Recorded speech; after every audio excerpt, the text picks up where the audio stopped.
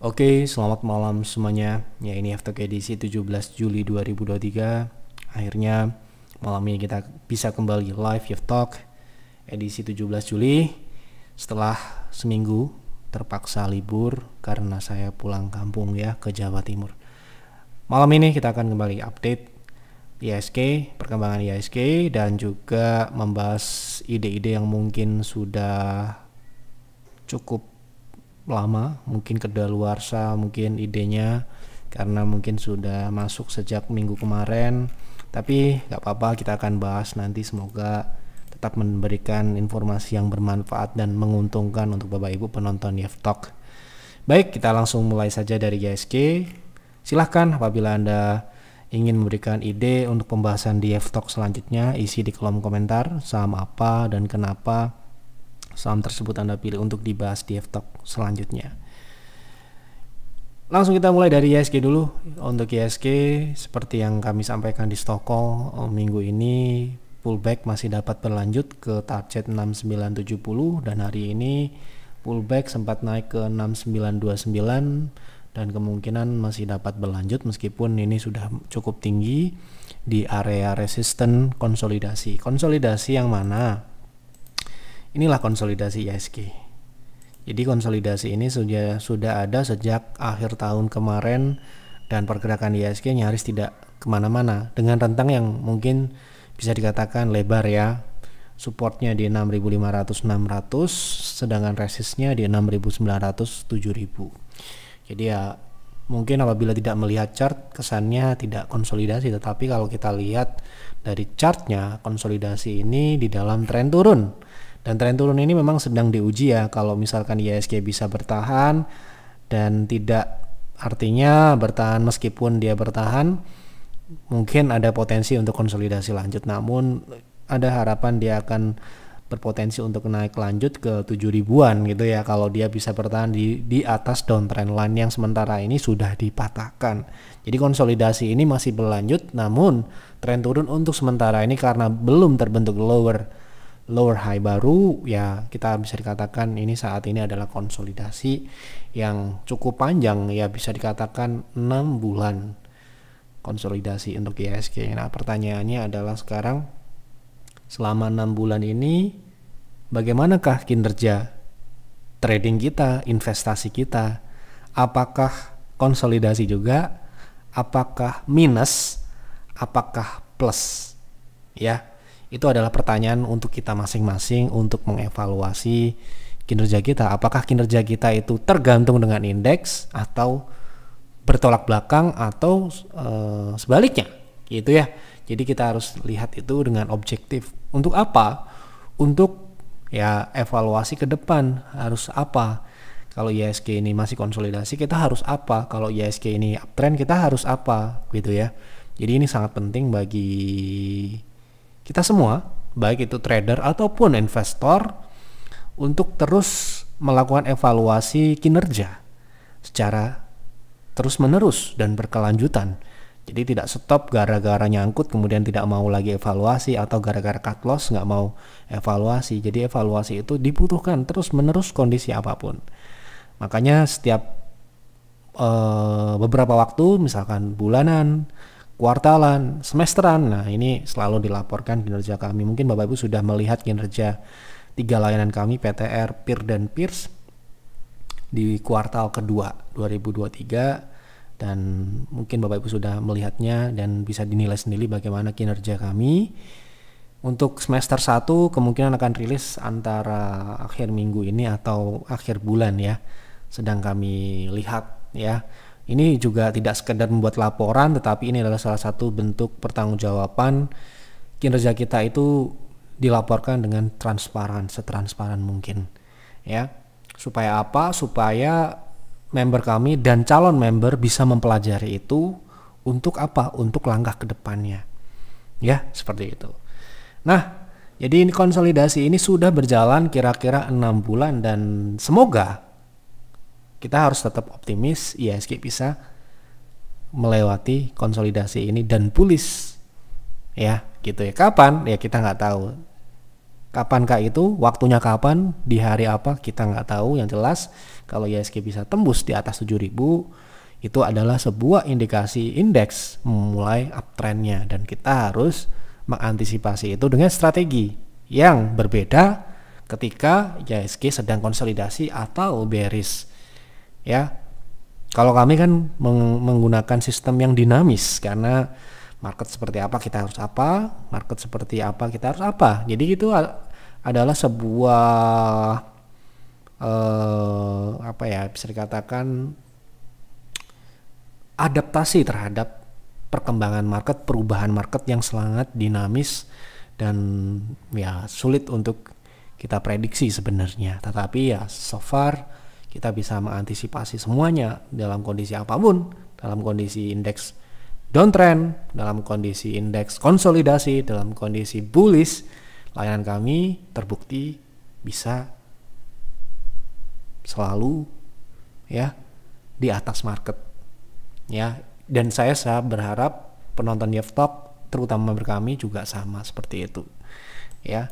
Jadi seperti itu ya. Jadi untuk minggu ini kami berharap IHSG masih bisa naik lagi setidaknya ke 6.970 ya. Itu adalah poin penting. Kalau dia bisa lewat dari situ, kita harus bekerja keras untuk bisa menghadapi bullishnya market. Bullish market itu tidak mudah juga, karena kadang-kadang bullish market itu ditopang oleh saham-saham blue chip, yang mana saham blue chip itu mohon maaf ya, bukannya tidak bisa kita tradingkan, tetapi profitnya itu kecil-kecil. Nah disitulah kita strategi yang berbeda ya, bermain big caps dengan small caps itu akan berbeda caranya ya. Makanya ya Bapak Ibu member, saya harapkan bisa beradaptasi jika ada perubahan strategi di layanan PTR ya. Kalau trading, kalau peer dan peers sementara ini tidak terlalu berpengaruh signifikan ya kalau kondisi technical index berubah. Seperti itu ya. Baik, kita langsung masuk ke pembahasan saham dulu ya. Yang pertama, sebelum saya lanjut, bagi Bapak Ibu yang mungkin belum subscribe, silahkan subscribe. Dan boleh di-share ke teman-teman Bapak Ibu yang mungkin belum tahu Yeftalk, dan diajak nonton Yeftalk ya. Pak, view saham batubara, pilih salah satu saja, Adaro atau ITMG. Kebetulan saya ikut beli setelah baca watchlist. Apa ini? Sudah ya ini. Sudah naik lumayan, tapi saya lihat harga batubara masih belum naik sesuai proyeksi. Itu gimana ya baiknya? Apakah TP dulu atau justru hold? Thank you. Oke. Jadi beberapa minggu lalu, saya juga agak lupa tepatnya kapan. Kita lihat dulu ya, watchlist di website. Nah ini ada watchlist. Jarang-jarang sih kita ngasih kalau nggak ada momentum yang penting ya, karena kita lebih fokus ke stock call dan hotlist tentunya di layanan ya langsung.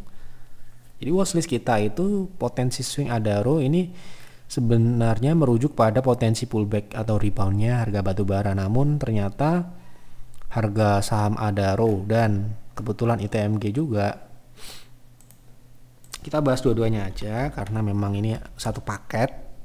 Ini sudah mengalami kenaikan ya. Jadi kalau Anda menonton atau mengikuti watchlist edisi 5 Juni ini, Anda mungkin dapat di harga 21.100 ya untuk Adaro, kemudian untuk ITMG di harga 22 ribuan, 22.700 atau di bawah 23 lah ya. Sedangkan hari ini ITMG sudah di 25, artinya harga sahamnya sudah naik. Sedangkan Adaro juga sudah naik ke, kemarin sempat naik ke 24 ya. Artinya Adaro sudah mencapai TP1 dan TP2 ya, relatif sudah mencapai TP2 karena TP2 kita hanya di 2450. Dan kebetulan ya di tanggal 6 Juli atau sebulan setelah kita rekomendasikan, Adaro mencapai 2450, sedikit naik di atasnya 2460, satu tik aja. Di situ muncul tekanan jual dan terbukti ambrol sahamnya. Berarti ya prediksi kita sementara ini akurat ya. Harusnya apa yang dilakukan kalau Anda mengikuti plan yang kami berikan, entah itu di watchlist ini ataupun di trading plan yang ada di private trading atau channel PTR, tentunya sudah take profit ya, karena sudah 16% plus ITMG sekarang ini high-nya sudah di TP berapa ya, mungkin masih TP1 menuju TP2 ya. 25. Sedikit lagi mencapai TP2. Kalau saran saya TP sebagian seperti ya SOP yang ada, karena kalau sudah namanya rekomendasi itu kita tidak menjamin atau memastikan TP2 selalu tercapai, tetapi ada kemungkinan ke TP2. Untuk mengunci profit saya sarankan, dan ini pasti sudah disampaikan juga oleh advisor kami, kalau namanya rekomendasi YF mencapai TP, ya sarannya adalah dijual sebagian dan menaikkan proteksinya. Nah, kalau ITMG ini kalau Anda punya beli di harga 23 ke bawah, Anda bisa proteksi naikkan di 24.800 dengan TP2. Namun saya sarankan TP sebagian. Untuk apa? Untuk mengamankan profit dan mengantisipasi YF. Ya, rekomendasi kami tidak mencapai TP2, tetapi kan sudah profit, gitu loh.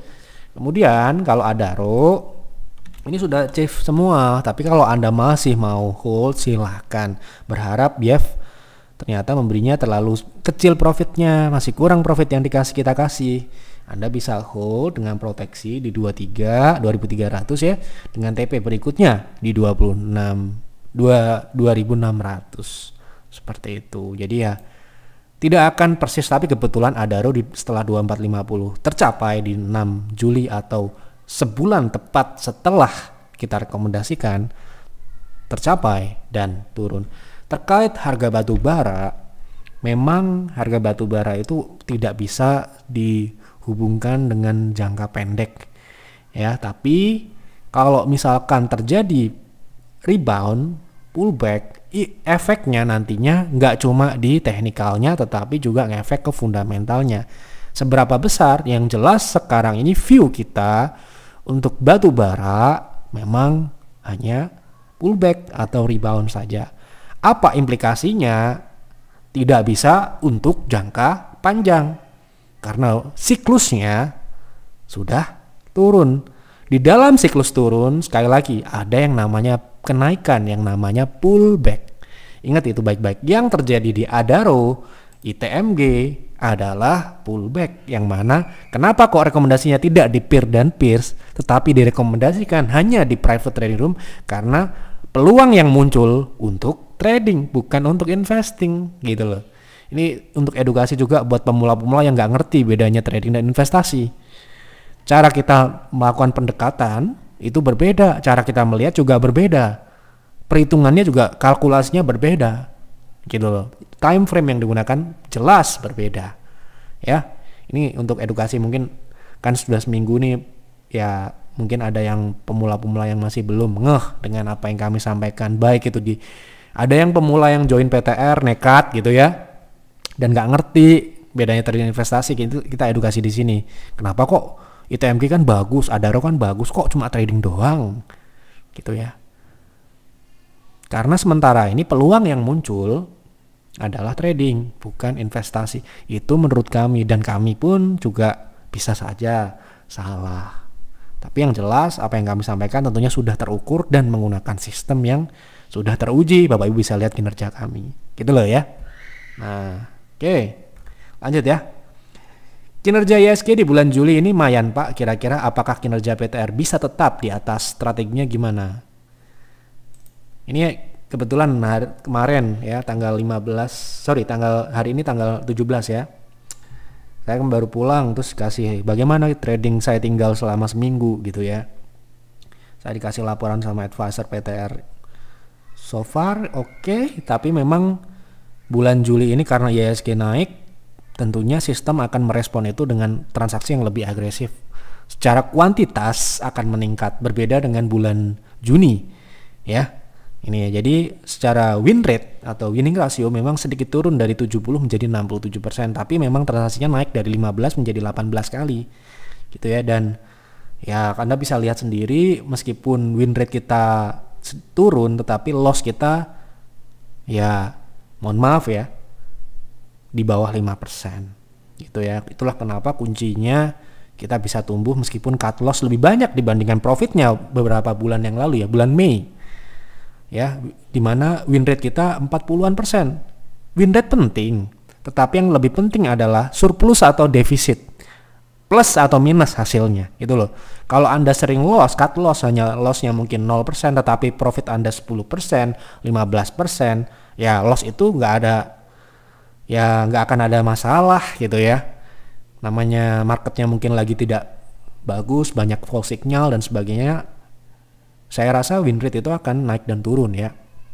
Dan tidak ada trader di dunia manapun, di market manapun ya, yang tidak ada yang namanya naik dan turunnya win rate. Yang jelas tetapi selalu terpantau pertumbuhan portfolio kita. Sekarang ini sampai dengan tanggal 17 ini terakhir hari ini kita jualan kalau nggak salah satu saham apa tuh, saham baru ya, VKTR tuh. Ya, profit cuma 4,8%, tetapi pertumbuhan kita 2,95%. Jadi portofolio kita tuh tumbuh 2,95% untuk sementara ini ya. Semoga bisa 5% seperti bulan lalu atau beberapa bulan yang lalu secara berturut-turut.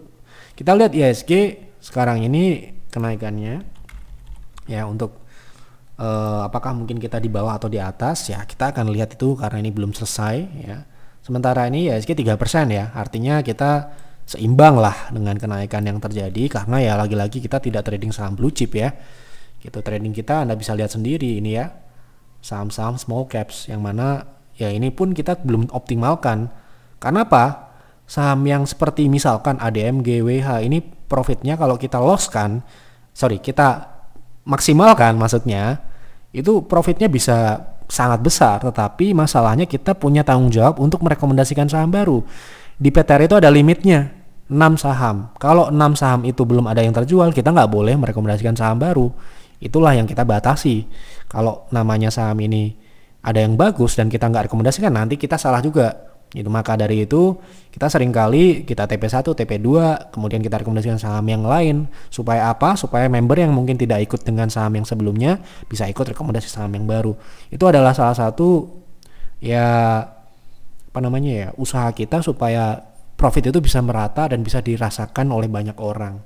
Tidak hanya kita beli dan hold, nanti PTR nggak ada rekomendasi lagi, ya bisa jadi orang-orang menjadi bosan dan sebagainya. Karena tujuan trading tentunya tidak sama dengan peer dan peers yang hold berbulan-bulan, 3 bulan, 6 bulan dan sebagainya ya. Gitu. Ini juga edukasi juga untuk calon-calon member yang belum tahu ya, kalau Anda PTR itu akan transaksinya seperti ini ya. Anda pengen lihat kinerja yang lebih banyak, Anda bisa lihat di website, di layanan ya toh. Terus kamu buka, di situ ada kinerja ya toh, dari waktu-waktu nggak naik terus, ada naik turunnya, tetapi sampai dengan saat ini dari bulan Juni 2021 kita nggak pernah di bawah IHSG, selalu di atas IHSG, dan pertumbuhan kita sampai saat ini 133%, dan itu Anda bisa cek di sini. Jadi bukan cuma angka doang. Di sini ada datanya. Dari mana angka 130%, pertumbuhan 130% ini dihasilkan? Anda bisa cek di sini. Baik itu peer dan peers, semuanya ada. Seperti itu ya. Jadi strateginya seperti apa? Kalau saya strateginya sepertinya masih akan sama, namun ketika IHSG itu sedang mengalami kenaikan, sistem akan men-trigger untuk rekomendasikan lebih agresif ya. Artinya kuantitasnya akan meningkat ya. Kuantitas ini ya semoga dibarengi dengan kualitas ya. Ya so far memang kualitasnya dilihat dari win rate-nya agak sedikit turun, tetapi secara pertumbuhan saya rasa ini berpotensi lebih tinggi dibandingkan bulan lalu ya. Dan saya rasa ketika IHSG naik, rekomendasi yang semakin banyak, member kami akan semakin senang karena banyak rekomendasinya gitu. Akan sangat sering dapat rekomendasi gitu ya. Jadi strategi itu menyesuaikan market dan juga menyesuaikan dengan style kita. Jadi market bisa menjadi acuan juga, tapi kita juga harus mengikuti kemampuan kita juga. Jangan sampai kita nggak mampu trading, kita paksakan trading karena market lagi naik. Tetap nggak bisa ya, karena itu adalah sebuah keadaan yang tidak bisa dipaksakan ya. Kalau trading itu memang harus punya waktu, memiliki transaksi yang cepat, kemampuan beradaptasi yang cepat ya, berbeda dengan investasi yang plan jangka panjang, view-nya juga jangka panjang, kita nggak terlalu terpengaruh dengan jangka pendek gitu ya. Oke, semoga bisa dipahami oleh pemula-pemula ya. Oke, kita lanjut Payep izin analisa Inco ya. Apakah akan bullish kembali? Saya masih hold modal sama dengan PIR. PIR modalnya di berapa? Berarti 4 ribuan ya. 4.000 ya. Jadi kalau seperti Inco ini contohnya nggak sama dengan rekomendasi kita di PTR ya. Inco ini kita hold sejak 2021 malah ya. Gitu. Jadi sampai dengan saat ini Inco masih menurut saya untuk jangka panjang kita menggunakan monthly. Ini masih ke atas ini ya. Potensi upside-nya masih sekitar 80%-an ya. Tapi mohon maaf ya, untuk harga saat ini memang mungkin sedikit beresiko dibandingkan modal kita yang di 4 ribuan sini ya. Kita masuk di 2021-an dan ketika itu memang baru mulai naik ya. Dan kita pun juga sebenarnya sudah melakukan take profit distribusi, namun tidak semua dan masih kita sisakan sampai dengan saat ini ya. Jadi untuk saat ini kalau Anda masih punya modal yang sama 4 ribuan, saya rasa santai. Dan untuk alokasinya ya, kalau saya sih memang saat ini kita sudah tidak maksimal di Inco, artinya alokasinya itu kita split ke saham yang lain ya, karena kita harus invest di saham-saham baru ya, seperti kemarin di DRMA kita harus masuk di harga 700-an, kemudian Klipan ya, Womf dan sebagainya. Otomatis kita harus mengurangi porsi-porsi yang besar seperti Inco ini. Jadi kalau Anda nggak mau ngambil saham-saham baru yang itu terus mau megang Inco aja nggak apa-apa. Anda pegang aja Inco selama ya nggak ada instruksi sell off atau jual semua saham Inco di channel PIR gitu ya. Oke. Pak tolong bahas BNBA punya dikit di 5 PV. Gimana sih? Punya dikit di 5 PV di harga 1000-an. Boleh nambah lagi atau TP untuk resist di harga berapa? Oke, kita lihat. Punya di 1000 sebanyak 5 PV. BA sekarang harganya ini pertanyaannya minggu lalu ya. 6 hari yang lalu, minggu lalu lah. Sekarang ini saya rasa kita akan lihat berapa potensi kenaikannya dulu, karena saham ini sebenarnya baru saja reversal. Kita akan pakai weekly dulu karena ini dia reversal dari tren besar. Yang mana kalau kita lihat dari sini memang dia belum terkonfirmasi sempurna karena belum terbentuk yang namanya sebuah lower high low ya. Nah, di sini potensinya Anda bisa TP modal 1000 itu Anda bisa TP paling tidak di 1580. Ya, 1580 ini setidak-tidaknya dia akan tercapai dalam proses nantinya dia akan turun meretest dan membentuk sebuah high low. Artinya kalau swing ya TP-nya kira-kira di 1500 1600 itu sudah cukup lah ya, nggak muluk-muluk lah ya. Sudah profit banyak gitu ya. Gitu. Kemudian proteksinya yang tidak kalah penting juga karena belum tentu ke 1500 1600 bisa saja gagal. Proteksinya di 1100 saat ini ya. Tentunya itu bisa berubah dengan seiringnya berjalannya waktu dan perubahan harga. Tolong bahas MIDI untuk jangka menengah. Pernah kita bahas juga, baik itu fundamental ataupun tren jangka menengahnya, di mana di sini sudah kita pasang TP1 di 416, TP2 di 496 dan saat ini masih sama. Anda bisa cari di Telegram ya, advisor, kemudian ketik MIDI ya. Oke. Tolong bahas DRMA, apakah sudah selesai uptrendnya? Wah, masih jauh ya, DRMA belum selesai. Untuk Dharma Polymetal ini belum ada indikasi dia reversal, baik itu dalam jangka menengah ataupun jangka panjang. Dan ini ya koreksi-koreksi wajar. Ya, ini masih koreksi ya. Dan ini kalau koreksinya sudah selesai, DRMA ini saya melihatnya secara fundamental karena kita juga invest di situ di layanan PIR juga ya. Kita punya hitung-hitungan sekitar di atas 2000 masih bisa, tetapi tidak kami rekomendasikan lagi di harga saat ini karena mohon maaf kita sudah punya di bawah sekali. Ya nggak bawah sekali lah, tapi sudah sangat jauh dari harga kita. Loh, ini terakhir di PIR ya. Kita switch dari Soci, kita cut Soci kita beli di RMA kemarin di bulan Maret, baru bulan Maret kemarin. Jadi sangat beruntung buat yang punya karena ini sudah 100% profitnya kemarin di atas 1.500 lebih itu ya. Nah ini kita lihat memang TP3 kita ada di 1.200, tetapi kita sudah update ya di sistem. Ini berarti TP3-nya sudah tercapai ya. Artinya ini TP fundamentalnya, karena kita lihat dari apa namanya?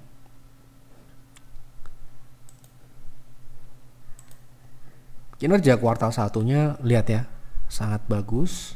Ini sebelum dilaporkan kita sudah proyeksikan ini. Jadi makanya kita bulan Maret itu kita masuk lebih awal, karena kita akan perkirakan secara operasional dia akan naik 100% lebih karena sudah terlihat di kuartal 4. Dan ini akan berlanjut setidak-tidaknya sampai akhir tahun, dan saya rasa pertumbuhan dari profitabilitasnya akan melonjak sangat tinggi ya. Kita lihat ya. Profitabilitas ini sangat penting buat kami karena di situ adalah titik amannya kalau kita berinvestasi. Kalau pertumbuhannya bagus dibarengi dengan profitabilitas yang meningkat sangat tinggi, ini dari 1 menjadi 10 dan menjadi 14, ini adalah ya tren meningkat dari profitabilitasnya. Artinya bisnisnya ini semakin bertumbuh juga semakin efisien gitu loh. Jadi nggak cuma tumbuh tok gitu ya, tapi ada efisiennya. Di sini secara operasional juga semakin meningkat. Artinya apa? Pertumbuhannya sangat bagus. Pertumbuhan yang bagus diikuti dengan peningkatan profitabilitas. Ada loh ya pertumbuhan bagus tapi di apa namanya ya, didoping dengan marketing yang tinggi sehingga cost-nya besar, dan alhasil apa?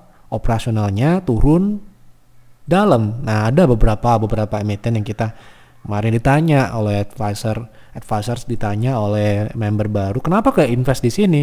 Karena pertumbuhannya itu didoping dengan tidak organik gitu, marketing yang tidak organik, yang mana ya itu akan mengganggu efisiensi yang sangat penting buat saat-saat ini. Saya rasa masih belum terlalu aman untuk kita invest di perusahaan-perusahaan yang pertumbuhannya tidak diikuti dengan peningkatan profitabilitas. Beberapa saham yang kita invest ya, kita terpaksa cabut karena apa? Profitabilitasnya turun. Tumbuhnya masih lanjut tapi profitabilitasnya turun. Nah, kunci di DRMA ini kenapa kok dia bisa lompat sangat tinggi dalam waktu yang singkat? Dia mulai naik itu bulan Maret ya. Ini ya, karena terjadi lonjakan tidak hanya pertumbuhan tapi profitabilitas. Itu menurut saya. Jadi untuk tren saya rasa masih ke atas jauh, dan Anda bisa telanjangi chartnya dan Anda lihat moving average-nya masih ke atas, daily, weekly ya. Kemudian ini saham yang masih strong ya gitu. Tetapi untuk beli di harga saat ini, karena ini sudah sangat naik sangat tinggi di modal kita sudah kemarin sudah take profit sebagian ya. Itu sudah, menurut saya kalau Anda beli kemungkinan member kami yang jualan ya. Seperti itu. Dan juga masih ada banyak saham yang akan kita masuk di bulan Agustus nanti. Gitu ya. Jadi kalau Anda member peer yang masih belum masuk di RMA karena mungkin ragu dengan DRMA, ada satu saham yang hampir sama ya, tumbuhnya ratusan persen, profitabilitasnya lompat dari 20-an kalau nggak salah naik ke angka hampir 40 untuk operasionalnya. Itu gila ya. Itu bisnisnya memang lagi hype banget, dan pertumbuhannya saya rasa akan running 5 tahun ke depan. Itu akan ada nanti ya, kita masih menunggu momentum ya, karena kita nggak beli plug fundamentalnya saja, tetapi kita lihat teknikal juga, karena kita nggak mau investasi terlalu lama juga gitu ya. Seperti di RMA ini kita sudah pantau sejak tahun kemarin, tetapi karena dia konsolidasi tidak bergerak ya, kita better ya nggak masuk dulu sampai dengan ada konfirmasi teknikal, karena YF ya menggunakan teknikal dalam berinvestasi ya, seperti itu. Kita lanjut, saham BC saya sudah trading 2 kali beli. Di berapa? Itu kan nggak tahu ya. Sekarang sudah masuk lagi, tetapi saya mau invest untuk jangka menengah. Tolong review saham BC ya. Ini Pak Jamaluddin ini tidak konsisten. Anda itu mau apa? Mau trading apa mau invest? Karena jawabannya Anda bisa beda gitu loh. Ya kalau kamu nggak tahu pertanyaannya untuk yang mana, ya kita bingung juga mau jawab yang trading atau yang investasi gitu loh. Ya. Jadi Saya mau jawab yang mana ya ini anaknya? Yang trading aja ya, karena sudah beli gitu loh. Ya. Gitu. Jadi kalau tanya ya yang jelas mau trading atau mau investasi. Ya. Karena jawabannya beda, dan kalau misalkan pertanyaan ada dua seperti ini kita jawab dua-duanya nanti bisa jadi pembenaran. Misalkan kita beli trading, sahamnya turun jadi investasi karena ya bilang ini like invest, karena berbeda lagi. Itu bisa salah. Ya. Gitu loh. Jadi mohon maaf ya. Bukan kita kok galak-galak, bukan, tapi kita ingin member kita itu dalam membelanjakan uang dalam trading ataupun investasi itu jelas, clear. Ini untuk apa? Untuk trading, untuk investasi, atau untuk judi gitu loh. Kalau judi kita nggak bisa kasih advice ya gitu. Jadi clear, Anda itu uang buat apa? Untuk invest, nanti kita akan kasih tahu fundamental seperti apa, view-nya ke depan seperti apa dalam jangka panjang. Tapi kalau Anda tanya ya trading saya beli, invest juga mau beli, gimana ya? Nah ya bingung kita ya mau jawabnya gitu loh. Ya saya rasa banyak yang seperti ini, dan saya dapatkan kalau saya hari Sabtu Minggu itu saya baca konsultasi itu banyak yang masih belum ngambang gitu ya, mereka nggak punya jati diri, dia tuh mau invest atau mau trading. Nah ini berbeda, bahaya ya, berbahaya sekali, uang Anda bisa nyantol atau nyangkut ya gitu. Oke, kita jawab BC trading ya, karena tidak ada dua pendekatan dalam satu jawaban.